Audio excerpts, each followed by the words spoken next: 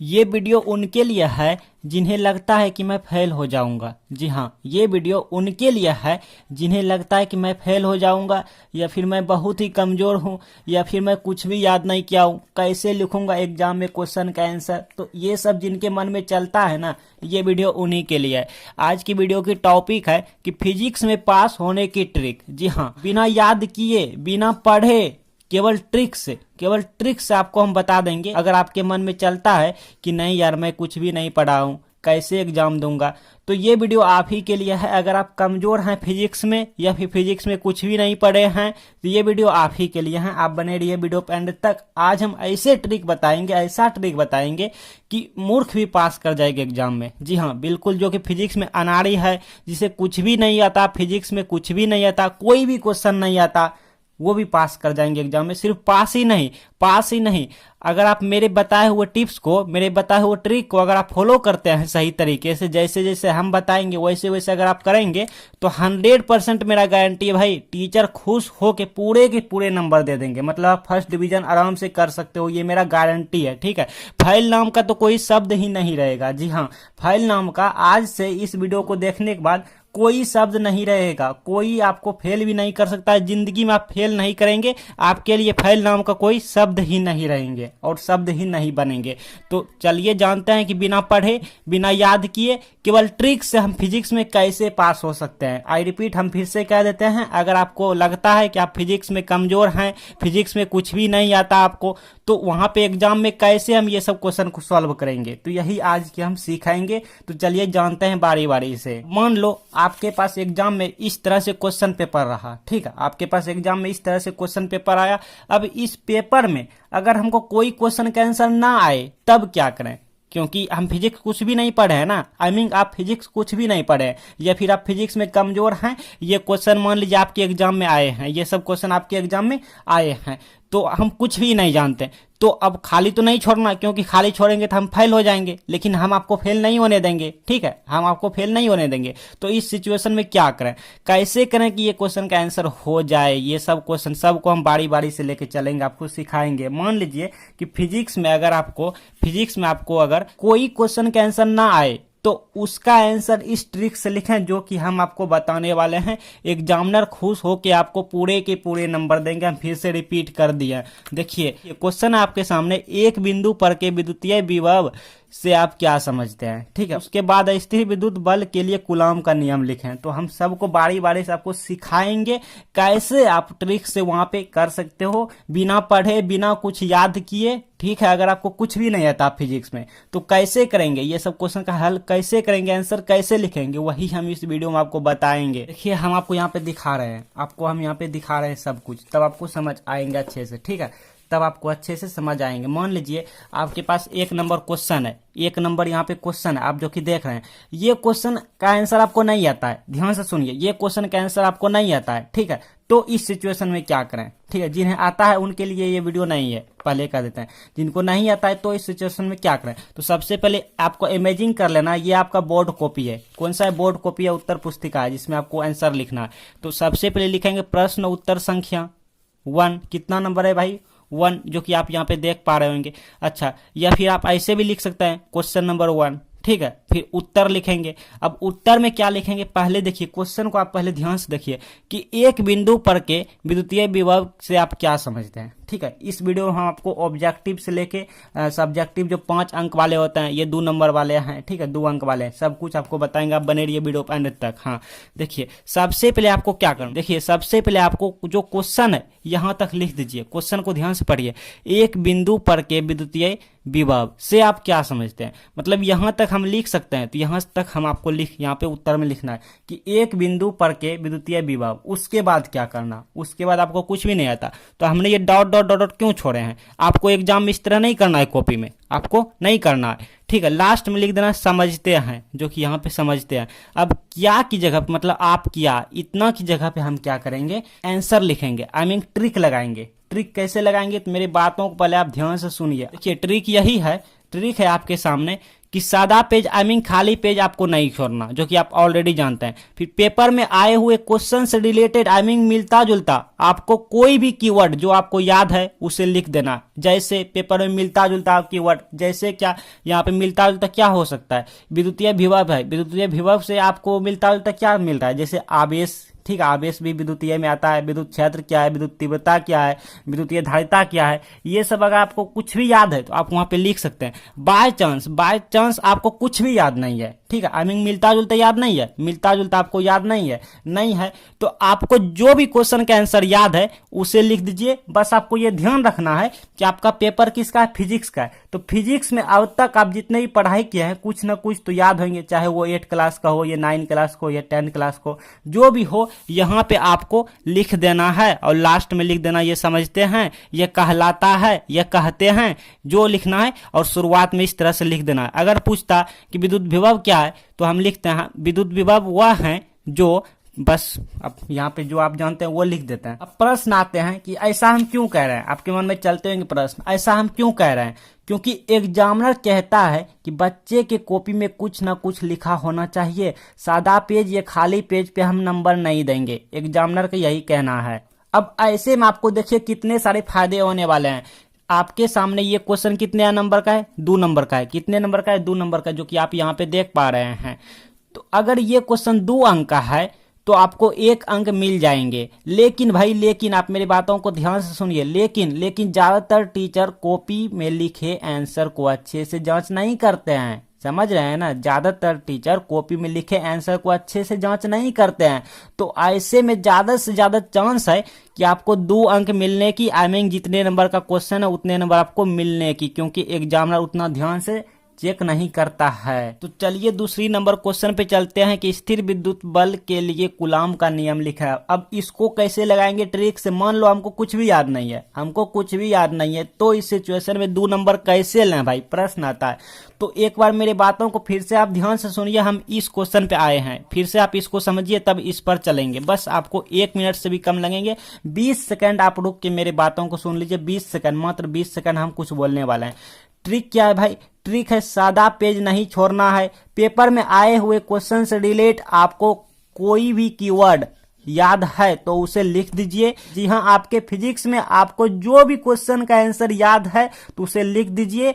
जैसे मान लीजिए इसी से रिलेटेड ज्यादा से ज्यादा आप कोशिश करेंगे लिखने की। जैसे यहाँ पे विद्युतीय विभव है, मतलब विद्युत से रिलेट आपको लिखना है, तो विद्युत से रिलेट क्या लिखना है, क्या हो सकता है, जैसे मान लीजिए आवेश हो सकता है, विद्युत क्षेत्र हो सकता है, विद्युत धारिता हो सकता है, लाइक ETC हो सकता है, ठीक है ना। तो चलिए हम दूसरी नंबर क्वेश्चन पे चलते हैं। दूसरी नंबर क्वेश्चन क्या है, सबसे पहले देखिए यहाँ पे क्वेश्चन को एक बार आप देखिए, क्वेश्चन को क्योंकि देखना बहुत जरूरी है। क्वेश्चन कह रहा है, क्वेश्चन देख लिया, इतना के लिए कूलाम का नियम लिखना है। तो सबसे पहले तो हम क्वेश्चन में यहाँ पे लिखेंगे क्वेश्चन नंबर 2 उत्तर। अब यहाँ पे लिख देंगे स्थिर विद्युत बल के लिए कूलाम का नियम, क्लियर। यहाँ ये भी हमारा आंसर में आएगा, मतलब उत्तर में ही इसको भी लिखना, और ये हमारा क्वेश्चन है। अब इसके बाद देखिए कूलाम का नियम के यहाँ पे चर्चा किया गया है, मतलब डिस्कस किया गया है कूलाम का नियम। तो जो भी होगा कूलाम का नियम से ही होगा। तो हम मान लीजिए आपको कुछ भी नहीं आता तो यहाँ पे लिखेंगे कूलाम के नियम के अनुसार, सब में लिखेंगे, मतलब कूलाम के नियम के अनुसार जब, कूलाम के नियम के अनुसार जब। अब इसके बाद डॉट डॉट डॉट डॉट हम यहाँ पे छोड़ दिए आपको समझाने के लिए। लास्ट में लिख देंगे कूलाम का नियम कहलाता है या इसे ही कूलाम का नियम कहते हैं, ठीक है, इतना। अब इस पर क्या लिखें भाई, अब यहाँ पे क्या लिखें, प्रश्न आता है। तो देखिए हमने क्या यहाँ पे कूलाम का नियम की चर्चा किया गया है, मतलब आपको इसी से रिलेटेड मिलता जुलता लिखना है। जैसे जैसे ओम का नियम आपको याद है तो यहाँ पे लिख दीजिए। एग्जामिनर उतना जांच नहीं करता है, और अगर देख भी लिया एग्जामिनर की बच्चे ने ये किया है तो कोई बात नहीं, एग्जामिनर का खुद कहना है कि बच्चे की कॉपी में कुछ ना कुछ लिखा होना चाहिए। तो अगर ये क्वेश्चन 2 नंबर का है तो 2 में से आपको 1 नंबर पक्का मिल जाएंगे। लेकिन बहुत सारे एग्जामिनर उतना ध्यान से कॉपी चेक नहीं करते हैं, मतलब कॉपी में लिखा हुआ उत्तर को ध्यान से नहीं देखते हैं, तो आपको 2 में 2 नंबर मिल जाएंगे, ये मेरा गारंटी है। जैसे मान लीजिए आपको ओम का नियम याद नहीं है तो किरचॉफ का नियम याद है, फ्लेमिंग का नियम याद है, मतलब कुछ भी अगर किसी का भी आपको नियम याद है तो आप यहाँ पे लिख सकते हैं। चलिए मान लेते हैं एक पल के लिए कि हमको कुछ भी याद नहीं है, कूलाम का नियम याद नहीं है, ओम का नियम याद नहीं है, किरचॉफ का नियम याद नहीं है, फ्लेमिंग का नियम याद नहीं है, मतलब कुछ भी का नियम याद नहीं है। हम बिल्कुल मतलब फिजिक्स में मूर्ख हैं, अनाड़ी हैं, कुछ भी हमको याद नहीं आता, कुछ भी याद नहीं आता फिजिक्स में। अब इस सिचुएशन में क्या करें, क्या करें, प्रश्न आता है। तो इस सिचुएशन में आपको मतलब कुछ भी नहीं आता यार, कुछ भी, ना ही आपको विद्युत तीव्रता आता है, ना ही आपको विद्युत विभव आता है, ना ही आपको विद्युत बल आता है, कुछ भी नहीं आता फिजिक्स में, ठीक है, एकदम आप अनाड़ी हैं, मूर्ख हैं। तो इस सिचुएशन में कैसे करें? तो इस सिचुएशन में क्या करना है, तो आपको प्रश्न को ही देखना है, प्रश्न को ध्यान से देखना है कि ज्यादा कीवर्ड कहां पर है। मान लीजिए यहाँ पे कीवर्ड नहीं, कोई कोई क्वेश्चन में क्या होता है ज्यादा कीवर्ड रहता है लिखा हुआ। तो इस सिचुएशन में आपको क्या करना, आपको भाई क्वेश्चन को उठा के जितने क्वेश्चन है सबको यहाँ से यहाँ तक, यहाँ से यहाँ तक, यहाँ से यहाँ तक, यहाँ से यहाँ तक सबको उठा के लिख देना है। लेकिन कॉपी खाली नहीं जाना चाहिए, क्योंकि आपको पता है, याद रहे, आपको एक ही बात याद होना चाहिए, एग्जामिनर उतना ध्यान से कॉपी नहीं चेक करते हैं। तो ऐसे में आपको चांस रहेंगे 2 नंबर के 2 नंबर मिल जाने की, क्योंकि आप कुछ लिखे रहेंगे तभी ना आपको नंबर देंगे एग्जामिनर। कुछ भी नहीं लिखे रहेंगे, सादा पेज रहेंगे, तो ऐसे आपको एग्जामिनर नंबर नहीं देंगे। बाय चांस अगर टीचर समझ गए कि बच्चे ने ऐसा वैसा किए हैं कॉपी में, समझ रहे हैं ना, तो भी टीचर आपको नंबर देंगे। 2 में से 1 के नंबर देंगे या आधे नंबर देंगे, लेकिन आपको नंबर देंगे। क्यों देंगे? प्रश्न आते हैं क्यों देंगे? क्योंकि टीचर इसलिए देंगे कि आपने कोशिश किया, मतलब आपने खाली पेज नहीं छोड़े हैं, कुछ ना कुछ क्वेश्चन से रिलेटेड ही लिखे हैं, आपने कोशिश किया, मतलब आपका कोशिश देखेंगे टीचर, ठीक है। तो आपका कोशिश करने, तो आप जो कोशिश किया उस कोशिश किए हुए का आपको नंबर मिल जाएंगे, क्योंकि कोशिश करना सबसे बड़ी चीज है, बहुत, जो कि बहुत सारे बच्चे से कोशिश नहीं हो पाते हैं, लेकिन आपने कोशिश की है तो आपके कोशिश करने का आपको नंबर दिए जाएंगे। लेकिन हाँ, याद रहे, अगर आपको कुछ भी नहीं आता तो आपको गाली गलौज, लव स्टोरी, ये सब वो सब कुछ भी नहीं लिखना, क्वेश्चन को ही उठा के लिख देना है। चलिए अब न्यूमेरिकल क्वेश्चन की बात कर लेते हैं, क्योंकि फिजिक्स में न्यूमेरिकल क्वेश्चन पूछे जाते हैं। तो मान लीजिए हमको कुछ भी नहीं आता, हमको न्यूमेरिकल क्वेश्चन बनाने नहीं आता है, तो कैसे सॉल्व करें कि हमको 1 नंबर या 2 नंबर जितने नंबर का क्वेश्चन रहे हमको मिल जाए, ठीक। सबसे पहले क्या करना है, हमने क्या बताया मैथमेटिक्स में, हमने क्या बताया, मतलब ये मैथमेटिक्स टाइप का होता है, ठीक है, सवाल जो होता है मैथमेटिक्स टाइप के होते हैं। तो हमने क्या बताया आपको कि आपको सबसे पहले क्वेश्चन में जो दिया हुआ रहता है उसको लिखना होता है आंसर में। तो दिया क्या है, किसी गौसीय पृष्ठ में, मतलब -q आवेश है, फिर +2 Q है, फिर तथा -q आवेश है, मतलब ये दिया हुआ है, इतना है, ठीक है, दिया हुआ है। कह रहा है कि पृष्ठ में से परिणामी विद्युत फ्लक्स ज्ञात करना है, में गणना करना है। तो जो जो पहले दिया हुआ रहता है ना, उसको लिख देने से क्वेश्चन का आधा नंबर मिल जाता है। जैसे ये नंबर, मतलब ये क्वेश्चन मतलब कितना है, अंक का 1 नंबर, तो 1 में से आधा नंबर मिल गया। अगर 2 नंबर का रहता है, 2 अंक का रहता है, तो 1 नंबर मिल जाते हैं, ठीक है। तो उसी तरह हम यहाँ पे लिख देंगे, दिया है गौसीय पृष्ठ में इतना इतना आवेश दिया है, ठीक है, ये लिख दिया। अच्छा, उसके बाद देखेंगे और हमारा प्लान बन रहा है क्या लिखने की, हम यही दिमाग लगाएंगे, क्योंकि अपन को कुछ तो नहीं आता है ना, कुछ भी नहीं आता। तो इस सिचुएशन में फिर देखेंगे पृष्ठ में से परिणामी विद्युत फ्लक्स गणना करना है, मतलब ओ यहां से लेके यहां तक लिख देना है गणना। तो इसी तरह पृष्ठ में से परिणामी विद्युत फ्लक्स की गणना देखे इसे डैश करेंगे। अब क्या करेंगे, इतना में से हमको 0.5 अंक मिल गया, ठीक है। अगर ये क्वेश्चन 2 अंक का होता तो 1 अंक हमको मिल गया, 1 अंक हमको मिल गया मान लीजिए। लेकिन अब क्या करेंगे, तो अगर आपको कुछ कुछ आता है तो इसी से आप देखिए कि गौसीय पृष्ठ कैसा होता है। अगर आप फिजिक्स थोड़ा सा भी पढ़ाई किए हैं 12th की, तो गौसीय पृष्ठ जो होता है इस टाइप का होता है, मतलब थोड़ा गोल टाइप का होता है, टेढ़ा मेढ़ा होता है, ठीक है।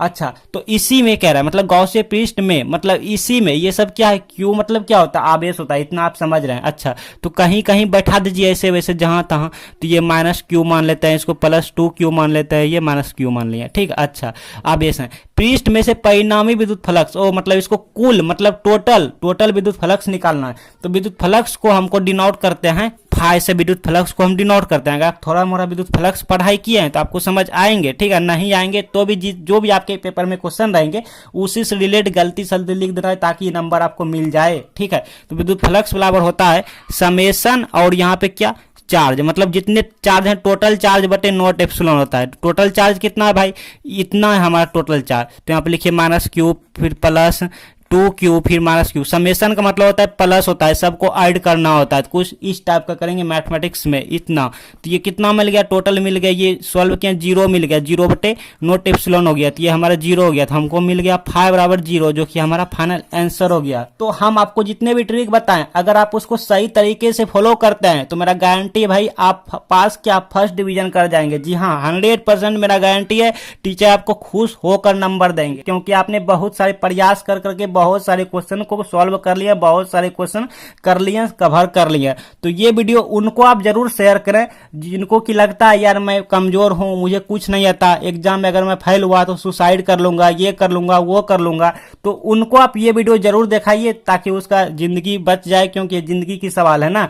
तो आप उनको वीडियो ये शेयर कीजिए, उन्हें बताइए कि अगर आपको कुछ भी नहीं आता तो ये ट्रिक लगाइए, वो सेकंड डिवीजन जरूर आएंगे। अगर सही तरीके से फॉलो करेंगे फर्स्ट डिवीजन आ जाएंगे, ये मेरा गारंटी है। भाई ध्यान से सुनिए, ध्यान से सुनिए भाई, एक इंपॉर्टेंट बात हम बताना भूलिए गए थे आपको। यहां तक अगर आपने वीडियो देख लिया है तो मेरे बातों को ध्यान से सुनिए, इंपॉर्टेंट बात आपको हम बताने जा रहे हैं, ठीक है। अगर आपको इंग्लिश में कुछ भी नहीं आता तो ये आप वीडियो देखिए।